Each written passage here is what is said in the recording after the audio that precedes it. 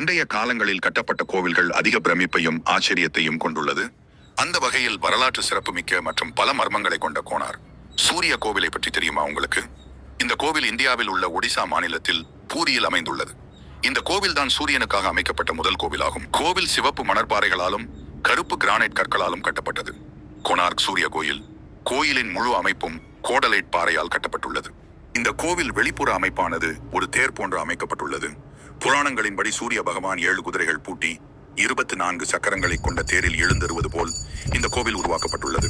மற்றும் ஒரு சிறப்பு என்னவென்றால், தேர் வடிவில் இருக்கும் கோவிலின் வெளிப்புற அமைப்பில் வானில் உதிக்கும் சூரியன் அதில் அமர்ந்திருப்பது போல காட்சியளிப்பது மற்றும் ஒரு சிறப்பாகும். இந்த தேரில் காணப்படும் 7 குதிரைகள் என்பது 7 நாட்களும் 24 சக்கரம் என்பது 24 மணி நேரத்தையும் குறிக்கும் விதத்தில் இந்த கோயிலின் அமைப்பு உள்ளது. இந்த தேரில் காணப்படும் கல்சக்கரங்களில் அதிக நுண்ணிய வேலைப்பாடுகளை கொண்ட கலைநயம் மிக்க சிற்பங்கள் பதியப்பட்டுள்ளன. மேலும் இந்த கல்சக்கரங்களில் விழும் சூரியனின் நிழலை கொண்டு நேரத்தை சரியாக கணக்கிடும் முறையில் அமைக்கப்பட்டுள்ளது. இப்படி சிறப்பு மிக்க இந்த கோவிலின் உட்புறம் மற்றும் வெளிப்புறங்களில் கலைநயம் மிக்க சிற்பங்களை கொண்டுள்ளது. இந்த கோவிலில் தூண்கள் காணப்படுவதில்லை. அதற்கு பதிலாக ஒவ்வொரு கற்களுக்கும் நடுவில் இரும்பு தூண்களை கொடுத்து கட்டியுள்ளனர். இந்த கோயில் இயற்கை சீற்றங்களால் சேதாரம் அடைந்த போது அதன் மேற்பகுதியில் 52 டன் காந்தம் இருந்ததாக கூறப்பட்டது. அந்த காந்தத்தினால் தான் கோவிலின் தூண்கள் நின்றதாக கூறப்படுகிறது. அதேபோல் இந்த கோவிலை கட்டிய கட்டிட நிபுணர்கள் சிறந்த நுண்ணறிவு கொண்டவர்களாக இருந்துள்ளனர். ஏனென்றால் இந்த கோவிலில் நிகழும் மெய்சிலிருக்கும் நிகழ்வாக பார்க்கப்படுவது ஆண்டுக்கு 2 முறை சூரிய கோவிலின் கருவறையில் சூரியன் உதிக்கும் நிகழ்வு.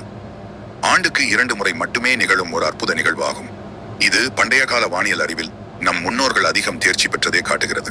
இப்படி ஏராளமான அற்புதங்கள் நிறைந்த இக்கோவில் சூரிய பகவானுக்காக கட்டப்பட்டது என்றாலும் இக்கோவிலில் சூரிய பகவானின் சிலை காணப்படுவதில்லை. அதற்கு ஒடியா புராணங்களின்படி 13ஆம் நூற்றாண்டில் பூரியை ஆட்சி செய்த மன்னர் நரசிங்கதேவ் இவர் சூரிய பகவான் மீது கொண்ட பக்தியால் அவருக்கு ஒரு கோவிலை கட்ட விரும்பினார். கோயிலை கட்டும் பணிக்காக சிறந்த கட்டிட நிபுணரான பிஷு மகாராணாவை நியமித்திருந்தார். கோயிலை கட்டும் கட்டிட நிபுணர்களுக்கும் பணியாளர்களுக்கும் ஒரு நிபந்தனை விதித்து இருந்தார். அதாவது இக்கோவிலை 12 ஆண்டுக்குள் கட்டி முடிக்க வேண்டும், இல்லை என்றால் பணியாட்கள் அனைவரும் தூக்கிலிடப்படுவார் கட்டளையிட்டிருந்தார். 12 ஏக்கர் நிலப்பரப்பில் சுமார் 1200 பணியாட்களோடு நடைபெற்ற கட்டுமான பணியானது சுமார் 12 ஆண்டுகள் நடைபெற்றது. கடைசி பணியான கோவிலின் உச்சியில் காந்த கலசத்தை வைக்கும் பணி பணியாளர்களின் உடல் எடை காரணமாக கலசத்தை வைக்க முடியாத சூழ்நிலை ஏற்பட்டது. இதனால் அங்கிருந்து 1200 தொழிலாளர்கள் அனைவரும் ஒருவித பயத்துடனே இருந்தனர். கடைசி நாளும் வந்தது. விடிந்ததும் பணியை முடித்தாக வேண்டும், இல்லை என்றால் 1200 பேரையும் தூக்கிலிடுவதாக உத்தரவிட்டு இருந்தார் நரசிம்மதேவர். கோயில் கட்டும் பணி துவங்கிய போது கட்டிடக்கலை நிபுணரான பிஷு மகாராணாவுக்கு ஒரு ஆண் குழந்தை பிறந்திருந்தது. பிறந்ததிலிருந்து குழந்தையை பார்க்காமல் இருந்த பிஷு மகாராணாவை 12 வருடங்களுக்கு பிறகு தந்தையை பார்க்க மகிழ்ச்சியோடு வந்தான் மகன் தர்மபாதர். தனது தந்தையை கண்டு மகிழ்ந்த தர்மபாதர் தனது தந்தையின் நிலையையும் 1200 கட்டுமான தொழிலாளர்களையும் நிலையையும் கண்ட தர்மபாதர் இந்த பிரச்சனையில் இருந்து அவர்களை மீட்க அந்த காந்த கலசத்தை நானே உச்சியில் வைக்கிறேன் என்று கூறி தர்மபாதர் அந்த காந்த கலசத்தை கோவிலின் உச்சியில் வைத்து கட்டுமான பணியை நிறைவு செய்தார். காந்த கலசத்தை வைத்தவுடன் கருவறையில் இருந்த இரும்பு துகள்களில் செய்யப்பட்ட சூரிய பகவானின் சிலை காற்றில் மிதந்தபடியே இருந்தது. இதை கண்ட அனைவரும் மகிழ்ச்சியில் இருந்தனர். ஆனால் அவர்களுக்கு பதிலாக ஒரு குழந்தை பணியை முடித்ததால் மன்னர் கோபம் அடைவார் என எண்ணி தங்கள் உயிருக்கு ஆபத்து ஏற்படும் என்று கூறி தர்மபாதரை கொல்லும்படி பிஷு மகாராணாவை பணியாளர்கள் கேட்டனர். தன் மகனை கொல்வதை பிஷு மகாராணா கடுமையாக எதிர்த்தார். அவர்களின் சூழ்நிலையை புரிந்து கொண்ட தர்மபாதர் தனது தந்தைக்கும் பணியாளர்களுக்கும் எந்தவித அவமானமும் ஏற்படாமல் இருக்க சிறுவன் கலசம் வைக்கப்பட்ட இடத்தில் இருந்து கடலில் குதித்து தனது உயிரை தியாகம் செய்தார். சிறிது நேரம் கழித்து கோயிலுக்கு வந்தால் மன்னர் காற்றில் அசையும் சூரிய கடவுளின் பிரம்மாண்ட சிலையை கண்டு மன்னர் மிகவும் மகிழ்ச்சி அடைந்து தலைமை சிற்பி பிஷு மகாராணா பாராட்டினார். கோயிலின் பிரதிஷ்டைக்கு பின்னர் இந்த கோவிலில் பல மர்மமான சம்பவங்கள் நடைபெற தொடங்கின. முதலில் கோவிலில் இருந்த சிலைகள் கீழே விழுந்து உடைய துவங்கின.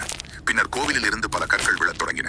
12 வயது சிறுவனின் மரணத்துடன் இந்த கோவிலின் முதல் நாள் தொடங்கியது என்பதை மன்னர் அறிந்ததும் இந்த கோவிலில் வழிபாடு நிறுத்தப்பட்டது. பின்னர் போர்த்துகீசியர்கள் கப்பலின் மூலமாக இந்தியாவில் நுழையும் பொழுது அவர்களின் வழிகாட்டிகள் சரியாக வழிகாட்டாமல் தடுமாறு துவங்கின. அதற்கு காரணம் என்னவென்று ஆராய்ந்த பொழுதுதான் கோனார் கோவிலில் உள்ள சூரிய சிலையும் அதற்கு மேல் வைத்து இருக்கும் காந்தமும் என தெரிய வந்தது. உடனே போர்த்துகீசியர்கள் அந்த காந்தத்தையும் சிலையையும் எடுத்துச் சென்றதாக செவி வழி கதைகள் கூறுகின்றனர். இதனால் தான் இக்கோவிலில் உருவ வழிபாடு இல்லாமல் போனது என்று கூறப்படுகிறது.